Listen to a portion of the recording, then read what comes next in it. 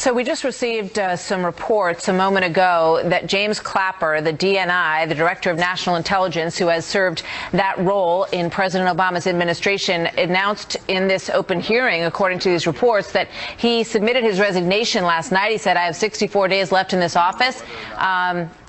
He expressed a sense of relief, perhaps, that he was ready to move on. There's no doubt that there will be lots of resignations of this nature to follow, because pretty much Donald Trump, the president-elect, will begin with a clean slate. But he has had a difficult tenure at times, the DNI, James Clapper, and he has announced this morning, according to these reports, that he is indeed moving on. So more reaction to that as we go through here. In the meanwhile, a steady stream of high-profile visitors. There are cameras that are just set up watching everybody go through Trump Tower, because it's a veritable parade of potential cabinet picks and administrators who may be part of the Trump administration.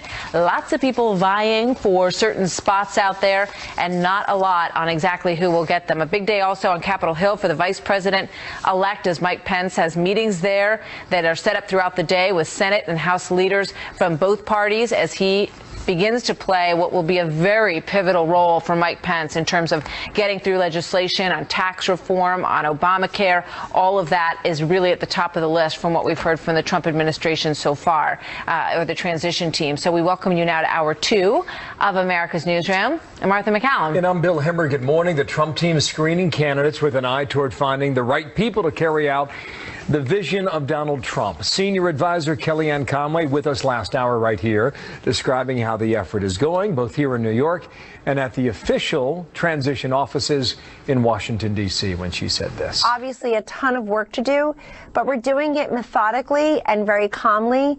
And the president-elect has slid into this role amazingly well, because he's a transactional guy. He's somebody who's used to reviewing information, getting many different inputs, getting the advice of many different counselors, and then making his decision. So if you look back at history, Presidents Reagan, Clinton, Bush 43 waiting 6 weeks before making their first cabinet picks, and President-elect Obama making a single appointment in week 3. He finished in late December of 2008. Yeah, we're just a little over a week in. So it would actually be somewhat unusual to be making too many picks at this stage of the game, even though there's a lot of discussion about what's taking so long. So Bret Baier joins us now, anchor of Special Report. Bret, good morning to you. Good to see you this morning. Martha, good morning. I want to start by getting your reaction to this news that the director of the DNI has resigned in that hearing this morning. Your thoughts? Yeah, I think expected. I think, as you said, there will be a lot of resignations that we hear about very quickly. This hearing is an opportunity basically for his swan song up on Capitol Hill. As you rightly point out, he's had a tough run in some of those hearings, saying things that he didn't mean to say and had to clean up later. But Clapper is somebody who has dedicated himself, obviously, to this job. As you look at that hearing on Capitol Hill, the chairman of that hearing in the House Intelligence Committee is Devin Nunes. He is going to be a guest on Special Report tonight, and we'll talk about, there he is right there, we'll talk about all of the issues with intelligence in the incoming Trump administration, and perhaps some of the key spots that may be coming down the pike very soon. I mean, it's such a pivotal role. It was a role that was created after September 11th to get all of these agencies to talk to each other.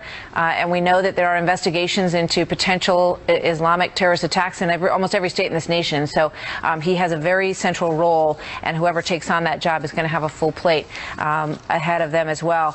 So in terms of what we're hearing about the transition and the process, Bret, and we watch more and more people come in, Nikki Haley's name thrown into the mix late yesterday as well. What's your take from where you sit in Washington?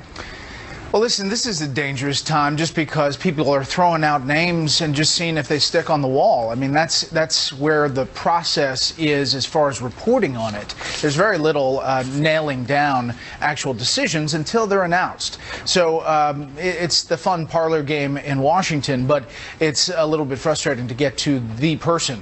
I think there are a few people, Martha, in the potential administration who have a choice. They were early in on the Trump campaign. campaign. For example, Jeff Sessions.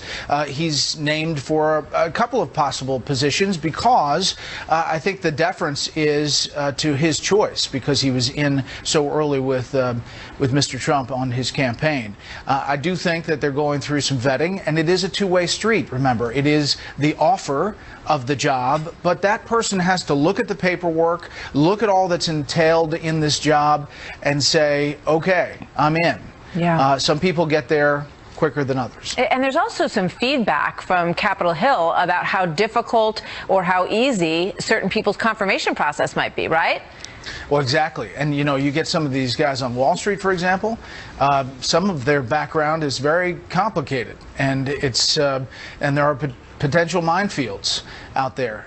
So, you know, one of the reasons a lot of people talk about that we don't have the best in government is because the process is pretty complex. That's for sure. To go through the paperwork and to go through the hearing to put your life out there in front of everybody. Yeah, we talked to John Sununu yesterday, and he said that his message, he said, you know, I'm not asked, but if I were asked, I would tell them to slow down. And when you look at that chart that we put up in the beginning of our introduction to you, Brett, you know, people do take their time. You look at Ronald Reagan, who made the decision in week 6. We are barely in the second week of this process, but there's all this focus on, you know, oh, it's all chaotic, and Donald Trump, you know, comes from the outside, so he must not know what he's doing. But, you know, we got that chart up again. It really shows that people do take their time. A close look at that chart. You know, I mean, look, President Obama, the first pick, nearly 3 weeks. It was in week 3. But then, as you rightly point out, Ronald Reagan, Jimmy Carter, it takes a long time. Bush 43 is a little different because he started late with the recount. Yeah. But his process really started right after the election, if you remember. Dick Cheney running that process, eventually becoming the person who ran a lot in that administration. But I think if you look at that chart and then you look at the headlines, there's a real disconnect. And 1 week and 1 day, as of yesterday, you could give them a little breathing space. Yeah, they're big decisions, and there's a good reason to take your time. Now that we've got all of America looking for their reading glasses to take a look at that chart. Brett, thank you so much. We'll see you later. All right. Have a good one. If it's 3 weeks, there's going to be a lot of elevator rides over there. A lot of elevator rides. So the Vice President-elect Mike Pence arriving last hour in Capitol Hill. We watched that about 30 minutes ago, laying the groundwork for what he hopes is a productive relationship with Congress. We might hear from him this hour, in fact. But first, here's Mike Emanuel. We hear from him first, live from the Russell Rotunda on the Hill. Mike, good morning. What's happening? Well, Bill, good morning to you. It's worth noting that Vice President-elect Mike Pence spent 12 years on Capitol Hill in the House of Representatives before becoming Indiana governor. So Pence does not need a map to get around the halls of Congress. He also doesn't need a whole lot of name tags after serving as the former chair of the House Republican Conference. The Vice President-elect has relationships here on the Hill dating back 16 years and is the obvious bridge from a new administration to getting things done in Congress. The Trump administration has big items on its early agenda, including an infrastructure package, rebuilding highways, bridges, and upgrading our airports, for example, tax reform, repealing and replacing Obamacare, and confirming a Supreme Court nominee. All will require close coordination between a new White House team and leaders here on Capitol Hill. Bill? What about dealing with Democrats? Mike, give us a lay of the land about what you're picking up on that. Well, the Vice President-elect certainly has relationships with them. He will sit down with them as well. Chuck Schumer will be the new minority leader in the new Congress, taking over after Harry Reid retires. He has relationships with President-elect Trump as both being New Yorkers. He is due to sit down with the Vice President-elect at 2:15 this afternoon. After serving in the House, Pence and Democratic leader Nancy Pelosi certainly know one another. Pence and Pelosi are expected to meet around 1:45 this afternoon. In one area we're hearing a lot of interest from Democrats is the President-elect's package on infrastructure. That may be an early area of common interest. Bill? You know, Mike, when this vote was delayed, for folks on the outside who don't follow day-by-day operations on the Hill, what does that suggest within the party itself? basically that they're allowing time, that there is definitely some discomfort with Nancy Pelosi as being the leader. Some saying, you know, this guard on the Democratic House side has been in power for a long time. Perhaps it's time for new leadership, a new vision, new energy. And there have been a lot of rank and file members who've been waiting their turn patiently, waiting for this old guard to move on. And so she's got 2 more weeks basically to keep a revolt down. She says she's got a lot of support. We'll see in 2 weeks. That we will. Thank you, Mike. Mike Emanuel there in the Hill. Thank you. Talk to you later, Mike.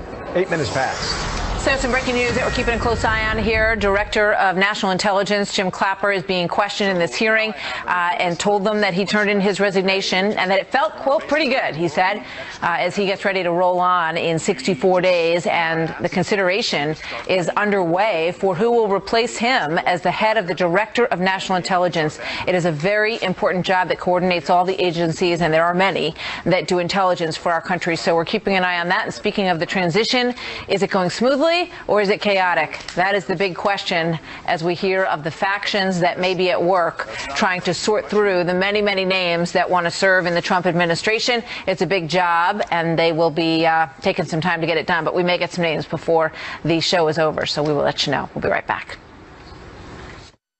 We are hearing from Europe, Eastern Europe. Police say they prevented dual terror attacks plotted by ISIS. Groups in 3 countries said to be coordinating attacks on specific targets, reportedly planning to strike on Saturday in Kosovo, while simultaneously attacking the Israeli national soccer team in neighboring Albania. Earlier this month, 19 people detained in Kosovo, 6 more in Albania and Macedonia. Kosovo police say they found explosive devices and weapons in some of the homes of the suspects. I think the coverage is slightly over the top. In fact, it's remarkably over the top. Historically, there's nothing unusual about not having made an announcement after 1 week and 1 day. Second, the Trump campaign has been described as in disarray since about January, and he won the election. Get ready for more of that. Dr. Charles Krauthammer calling media coverage of trouble inside the Trump transition team overblown. Reports now surfacing of infighting as Mr. Trump tries to decide on key positions for his cabinet. The New York Times this week catching our attention with the following headline, quote, firings and discord put Trump transition team in a state of disarray. Howard Kurtz is a Fox News media analyst and host of Media Buzz. Howard, good to have you with us today. I think a lot of that came from the Christie stuff. Right? The fact that, you know, he was pushed aside and a couple of his people were also pushed aside. And that's where you got a lot of that.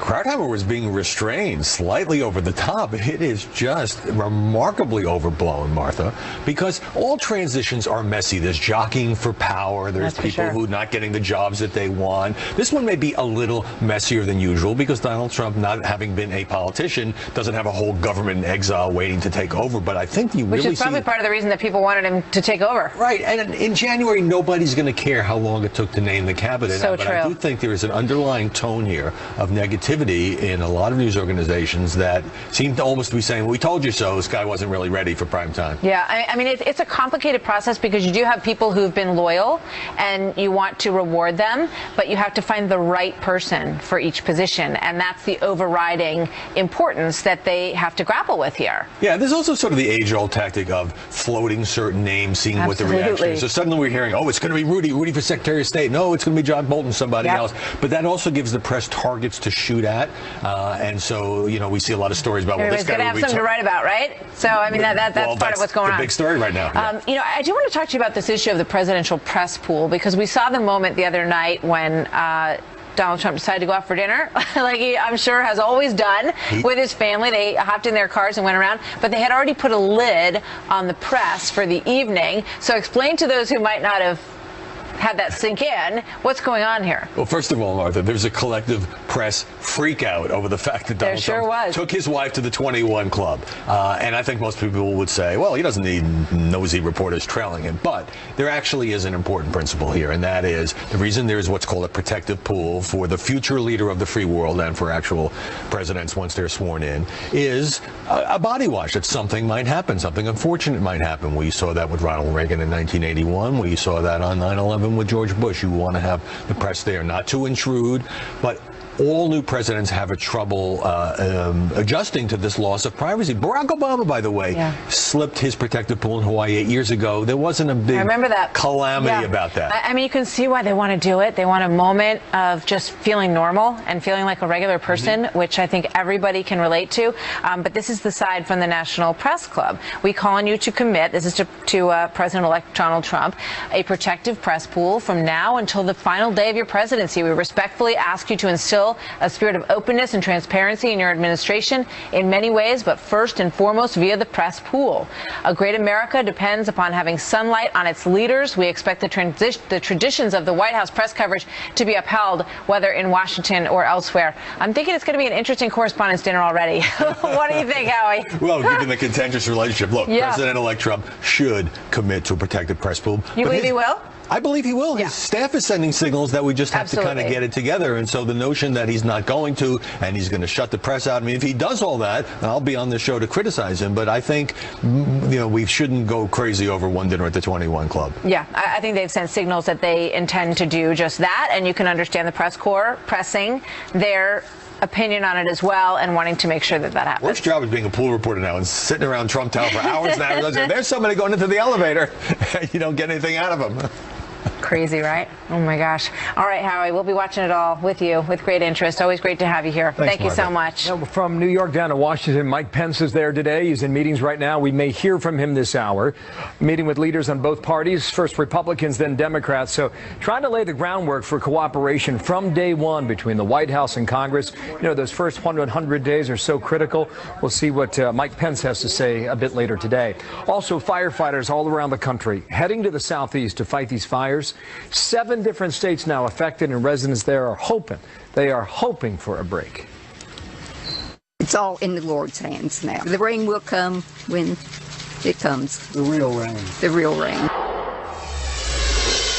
Breaking news right now. The Director of National Intelligence, the DNI, announced his resignation moments ago. That is James Clapper. He will be leaving his position. In fact, right now, Clapper is testifying before this House Intelligence Committee. It's underway right now.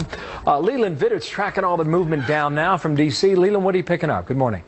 Well, good morning to you, Bill. More of a formality, really, in terms of this resignation than a surprise. We had known that Director Clapper was on his way out at the end of the administration. He'd often talked about the fact that he only had X number of days or months left in office. You see him testifying right now in what you could probably consider to be an exit interview, if you will. And the big question here is exactly how open, how forceful will the Director of National Intelligence be?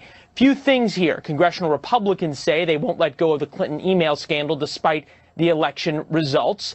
And on the other side, the Democrats don't want to seem to let go the Russian involvement in hacking before the U.S. election. A number of top intelligence officials, including Mr. Clapper, implicated Russian hackers possibly acting on Moscow's orders in the DNC hack and maybe the WikiLeaks emails as well. Any proof of Russian involvement could have a big impact on the Trump administration, perhaps forcing Mr. Trump, who has already talked to Vladimir Putin, to respond to such evidence. Next comes the issues of Clinton's emails themselves, something the Republicans are going to ask about. There are still a lot of questions about the server and if it was compromised by foreign intelligence services. Clapper could offer a lot of details on that, along with questions about why there wasn't a formal damage assessment done about the possibility that Clinton's emails were compromised after being improperly stored. Other topics that could come up, and it is as wide as the world when it comes to intelligence matters, but this is what we're watching for, the status of the Taliban 5, and those were the worst of the worst, who the Obama administration traded for Army deserter Bo Bergdahl. Video of his trade right there. The last possibility is questions about the Trump transition, specifically who gets access to the most sensitive of government secrets when it comes to the presidential daily brief, those kinds of things. So far, really, the only thing that's come out of this hearing thus far, Bill, is the director saying it feels pretty good to only have 64 days left as the nation's director of national intelligence, and then he can sleep in like so many other folks who are leaving the administration here in Washington. Long road. Thank you, Leland Vitter there in Washington, D.C. More headlines when we get. Thank you, Leland. I want to get you this breaking news now. Dozens of wildfires are still scorching parts of the southeast. The region is parched by extreme drought. Dry autumn leaves are now actually fueling those flames. Fires burning across 7 southern states.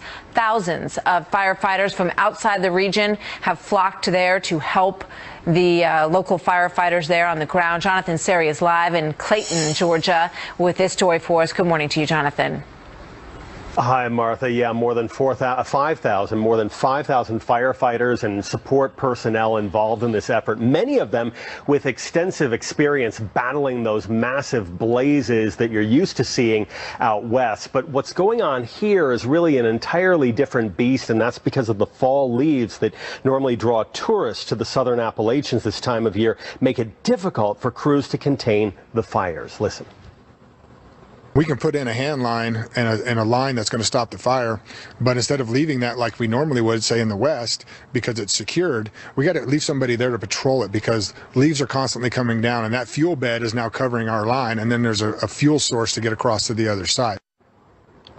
In addition to thousands of firefighters on the ground, 24 helicopters are scooping water from mountain lakes to pour on the flames. A cold front is expected to come in over the weekend, bringing more dry air and wind gusts of up to 50 miles an hour, and that could spread the flames even further. In many places, firefighters are expecting to remain on the job through mid-December. And because of the dry conditions, Martha, the National Park Service is imposing a ban on campfires along much of the southern Appalachian Trail. Back to you. All right, Jonathan, thank you. Another alert right now. Vice President-elect Mike Pence meeting right now with House Republicans on the Hill in a moment. He'll also talk to the House Speaker, Paul Ryan. Then he meets with Democrats, and so we'll tell you about the movements there, what's happening in D.C. Also in a moment, a congressional selfie to end all congressional selfies. How many more people did you get in there? I mean, not many. We'll talk to one of the lawmakers in that picture. Can you find him? That's the question. That's so funny. First, though, here's Ted Cruz and the work ahead for everyone in America. We are going to, I believe, repeal Obamacare, and we are going to confirm strong conservative Supreme Court justices to protect the Constitution and Bill of Rights. And if Democrats think they can stand in the way on that, I think they're sorely mistaken. We're waiting on this. In a moment ago during the commercial break, the Vice President-elect Mike Pence, moving from meeting to meeting, was stopped by reporters because that's what we do. And so he took a few questions. Just drop in on this from a moment ago. Republican colleagues, Governor Pence. Very humbling to be back among my former colleagues. We're excited about moving the Trump agenda forward in the coming Congress, and I'm just so grateful. So grateful for the warm hospitality and all of their determination to work with our incoming administration to make America great again. You talked about health care, immigration. Do you need a room in it? What's it going to mean for the incoming Trump administration? It's very humbling to be back in the room. I spent 12 years as a member of Congress. To be there with members I served with many men and women have been elected to Congress since then, and to see the enthusiasm for the president-elect's agenda for this country. I'm just very confident that as we move toward inauguration, bring together a great team, work in concert with leaders in the House and the Senate. We're going to move an agenda that's going to rebuild our military, revive our economy, and in a word, make America great again. Thank you, everybody. Thank you. Thank you. Thank you. Kristen, there you had Governor Mike Pence, the Vice President-elect of this. So from there, we believe he meets with the House Speaker, Paul Ryan. He'll also meet with Democrats today, and so we will track his every movement. In the meantime, Adam Kinzinger, lawmaker out of Illinois, with me now. And sir, good morning to you, and thanks for coming back here on America's Newsroom. A couple of specific things that are coming out of Trump Tower I want to ask you about them. What is the effect on a worker within the Trump administration who signs that pledge about not being a lobbyist for 5 years? How's that going to go over in Washington? Just start there. It'll be hard to tell. I mean, we just, obviously in his campaign, he was talking about this. And, there are going to be some folks probably that are looking at, okay, what's my life after an administration? And, of course, naturally, a lot of people that are involved in administration or politics will find themselves in lobbying or consulting. So I'm not sure if it's going to thin out the talent pool or not. But, it's a pledge that Donald Trump made. And I think the American people are looking at that and saying that's the kind of change that we wanted. That's part of the Drain the Swamp, Make America Great Again theme. So it's like living by example. Yeah, will there be, speaking of example, will there be a ban on earmarks out of this Congress?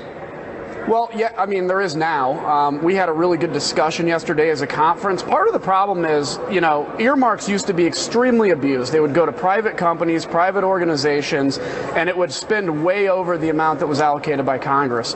But what actually happened is when you go to a full ban, you actually give the power of where that money is spent to faceless bureaucrats in Washington, D.C. So what we came to an agreement on is part of clawing back Congress's power out here, for the American people. We have to discuss how to get back to where we can actually direct spending without abusing it in the full light of day and without adding a single penny to what would have been spent already. But this will be a conversation that we're committed to having in the light of the day in front of the American people. A broad picture now. Ted Cruz 2 hours ago on Fox and Friends said the following. I think on the Republican side, we need to demonstrate resolve. We need to demonstrate the seriousness to deliver on these promises. I can tell you this. We are going to, I believe, repeal Obamacare. And we are going to confirm strong conservative Supreme Court justices to protect the Constitution and Bill of Rights. Well, any disagreement there? No disagreement whatsoever. We, in fact, when Vice President-elect Pence was talking to us today, when we were meeting before he came in, talking about the way forward, we have a very robust first 200-day plan. We've got a way to get repeal of Obamacare through and some other really big things, including making taxes freer and fairer and flatter for everybody, and really reviving this economy like President-elect Trump promised. So, and we've got ways to do it. Even with the 60-vote threshold in the Senate, we've got ways to work this. So I'm actually really excited. The team's united, and I think the American people are hopefully going to get what they voted for, which is real change. We just saw a picture come across the Twitter feed, and there's a lot of people in this selfie. You apparently were one of them? Yeah, I'm somewhere in there. I guess they used a... By the way, I hate selfie sticks, but they used a selfie stick to take it, so I begrudgingly accept it. But I think I'm in the way back. The Vice President-elect, Mike Pence, used a selfie stick. I don't know if he used it. I couldn't see with the throngs of crowds in front of me. Somebody used it, but he was in a picture with a selfie stick, and I used to protest that, but I'll take it on this time. Thank you for your time today. No, it's a big day for your family. Your grandmother turns 95. Yes, wow. Happy birthday, Grandma. Happy 95th birthday. A life well lived. Thank you, sir. You bet. Good stuff. All right, let's go back there because that's where a lot of the action is today, and our senior Capitol Hill producer, Chad Pergram, is standing by with more. Chad, over to you. So just a couple of moments ago, Vice President-elect Pence came to Capitol Hill. He walked right in this door behind me. He met with House Republicans for about 45 minutes. You have to remember that it wasn't that long ago that Mike Pence was the type of person who led that meeting. He was the chairman of the House Republican Conference. He led these meetings, brought similar figures to Capitol Hill for those. And so this was a bit of a homecoming. He was reacted that he was happy to be back here on Capitol Hill. And remember, there were a lot of Republicans in Congress who were skeptical about the Donald Trump ticket. One of the reasons they were willing to get on board was because they trust Mike Pence. I'm told a lot of the conversation focused on faith-related issues. They talked about a religious provision in a defense bill. They also thanked him for his pro-life stance. Pence said he was only going to take about 4 or 5 questions here, but he talked for 45 minutes. He is going to meet later in the day with the House Speaker Paul Ryan. He also has a couple of Democratic meetings. He's going to go meet with Nancy Pelosi, the minority leader, and then go over to the Senate side and meet with Chuck Schumer. Going back to the meeting here, he stopped just by the cameras a couple of moments ago here, and here's a couple of things he said. He said, "We are confident. We are working in concert with members of Congress here on Capitol Hill." He says, "We're going to rebuild our military and, in a word, make America great again." All right, Chad, thank you very much. Interesting to watch all of this unfold. You saw Mike Pence's daughter, Kelly, there with him. It's just an extraordinary moment for them as they return, as he is about to become vice president. Big agenda, but they've got to get the Democrats on board, at least to some extent, to get some of this through without a filibuster. So that's the work that he's got cut out for him. It appears, right now, just looking at some of the headlines coming out of Capitol Hill, that Republicans in Congress could get a 3-month extension, perhaps, on some sort of budget deal that pushes it back maybe to March. That would give the incoming team 60 days, maybe 80 days to perhaps outline its own economic agenda. So just be on the lookout for that today. May happen. So a U.S. city approving a lesson plan, calling the next president a racist. We'll tell you what that's all about and where that's happening in a moment. And students across the country still protesting the election, what these activists are hoping to achieve. I'm here at this protest because there's been a lot of groups that have been hurt by some of the rhetoric of Donald Trump, and since now he's elected into the presidency, a lot of us are standing up and saying, he has to be held accountable for the words that he has said. So here's another breaking story. I want to take you overseas in Berlin. President Obama now on the second leg of his final overseas trip as president. Meeting today with German Chancellor Angela Merkel and expected to hold a press conference. You're going to see that in about 20 minutes from now. He arrives in Germany after his visit in Greece, where he strongly defended globalization and warned of threats to modern democracy. Those comments got some attention. Kevin Corke live in Berlin now, the sixth time the president has been in Germany. And what's behind the final stop there in Europe? Kevin? Well, I got to tell you, Bill, listen, it's all about optics, right? The president wants to be the very embodiment of the notion that the relationship that is just so special and long-standing between the U.S. and Germany and U.S. and Europe in general will not change under a Trump presidency. And that's crucial. But I also, in particular, want to point your attention to the special relationship between the U.S. and Germany. Keep in mind, Angela Merkel, the chancellor here, has a very close relationship with the president. She has been, without doubt, his closest confidant. They have worked through so many different things here together. I mean, I could go down the list. They've had major economic and trade crises. They've battled the scourge of terrorism. They've also attempted to navigate the very thorny issues in the Middle East, including the massive refugee migration, which has been a huge game changer, not just on the continent, but in particular here in Germany. And so what the president is hoping to do is not just reassure Angela Merkel, but all the leaders in Europe. Keep in mind, on Friday, he'll be meeting with the other Eurozone leaders. And the message is simple, Bill. He wants to make sure they know that despite the change in leadership back home, he's doing all he can to not only make sure that Europe is in a very strong position moving forward, but the same applies for the U.S. Here's his press secretary, Josh Earnest, on that. President Obama certainly dedicated a significant portion of his presidency to making sure that that relationship was deepened, that that relationship was strengthened in a way that had enormous and significant national security and economic benefits for the American people. And there certainly is a tradition of presidents in both parties choosing to pursue that, but ultimately President-elect Trump will have to determine what sort of path he wants to chart from here. So you see what Josh is really getting at there, Bill, and that is the president feels like he has a very strong relationship. He's counting on their candor in particular as he tries to lay the foundation for the Trump administration, which will be on the job before you know it. Bill? We're watching. Thank you. Kevin Corke live there in Berlin. More coming up on that top of the hour. Protests erupting across the country following Donald Trump's victory. Many demonstrations taking place on college campuses, including this one that was at Rutgers University in New Jersey. But it's not just students who are participating in all of this. A number of leaders of sanctuary cities say that they will ignore any deportation order, many of them saying that they will not work with the Fed to deport undocumented immigrants. Leslie Marshall is syndicated radio talk show host and a Fox News contributor. Steve Hilton is founder and CEO of CrowdPack and a former strategy director for UK Prime Minister David Cameron. Welcome to both of you. I think one of the big issues here is is understanding what the actual policy will be.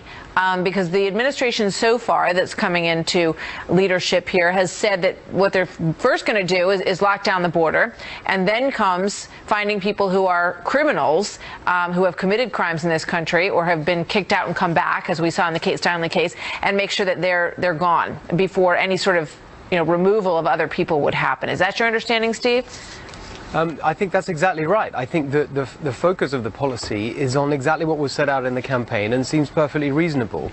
And the core principles of that a country should be able to control its borders, decides who comes here, make sure that people who've broken the law aren't allowed to stay here. I don't think there's anything unreasonable about any of that. And the thing I'd really say about the mayors around the country who are saying they're going to defy anything that might happen is this. Look, I'm a real believer in local government, in decentralization. I think that in many ways our government is too centralized. But there are certain policies that just have to be carried out at a national level. And immigration is one of them. You just can't have a patchwork of different immigration policies around the country. It doesn't make sense. I just want to play this exchange with Tucker Carlson last night. He spoke with one of the Rutgers students on his show, and here's what happened. Watch. Do you think people have a right to lock their doors? Or do you think they have an obligation to let anyone in who chooses to come? Well, you're saying that the United States has no right to prevent people who want to come here from coming here. And I'm just asking you, does the same apply to us as individuals? Do you have a right to keep people out who want to share your apartment with you? I think that's not really a direct analogy. That obviously a nation state, a sovereign nation state, is very different from an individual. I was trying to make the point that, you know, every nation has to have a border. And I think when you look at it, you know, in that way, Leslie, most people accept that. Well, first of all, there's a very big difference between a border, a well-patrolled border, and a walled-off border, which it won't be. I mean, I was listening to interviews today. They're talking about 100 to 200 miles of possible additional fencing, and we know the fencing just a couple of hours south of where I'm sitting is not necessarily working. The drug cartels have miles and miles of tunnels underground, and we saw people go over the Berlin Wall, for crying out loud. So I understand the analogy.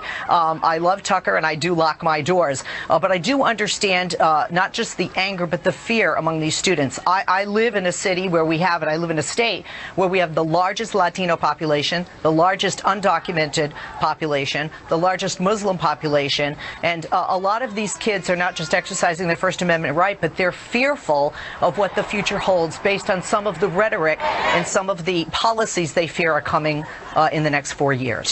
Do you think they're reasonable to assume that they're going to be kicked out of their homes? Here in Southern California, we have to remember in some of the Latino community, there are mixes of undocumented and legalized born here citizens at one family table on a nightly basis.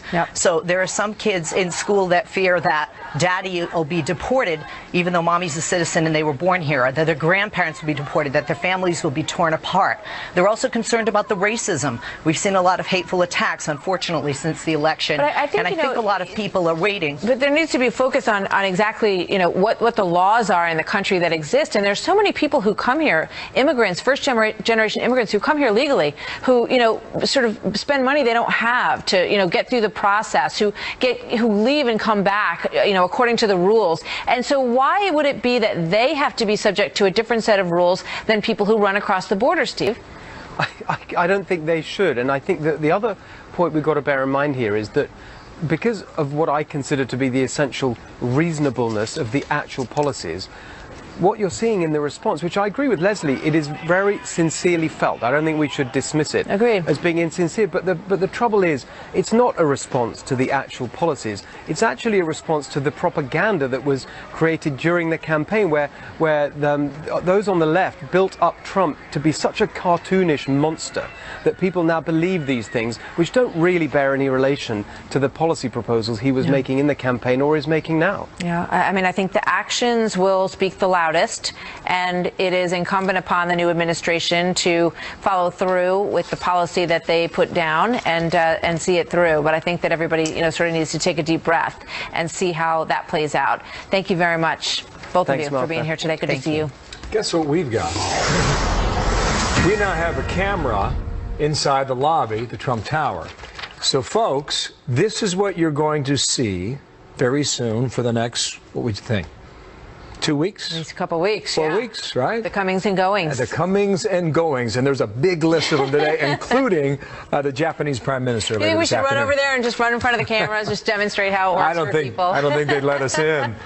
So Mr. Trump has a series of meetings yet again today, much like yesterday, and so we're gonna see this flow go in and out for some time now. And Kellyanne Conway led our show earlier today, and we were asking about the transition process and some of the reporting that suggests it's a Game of Thrones inside there, or that it's a knife fight, and she Apprentice-like, perhaps. She wanted to assure everybody that the transition process and the schedule is on track. That was her message. Yeah.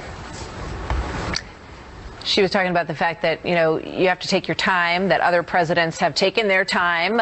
Most of them have not really done any of these decisions until at least a couple of weeks in. So Donald Trump has already made 2 of those big decisions. And it looks like they are getting close on some of these others as they watch people come in and out. Rudy Giuliani was one of those who came in earlier this morning. We saw Sean Spicer, who we've talked to as a communications director of the RNC, also coming in and out. So it's pretty fascinating, actually, to have a camera to watch the ongoing ongoing process. Yeah, and there is news, too. The landing teams that they mentioned last night that will interact with the federal government, the federal agencies, I should say, in Washington. That includes State Department, Justice Department, Defense Department. So that's the approach the Trump team is now taking, and this process has been launched. So. Can you imagine the excitement at these agencies? The landing team is here. It'll be very interesting during the swamp underway. We'll see. We'll be right back. So from the city of San Francisco, it's approved a school lesson plan branding our next president a sexist and racist. The city's Republican Party understandably outraged at that, and William Lajeunesse follows up. He's live in L.A. In California. William, what's happening? Well, Bill, we all know that teachers can have a very positive influence on students. Well, I want you to meet one who is shaping minds in San Francisco, where the teachers union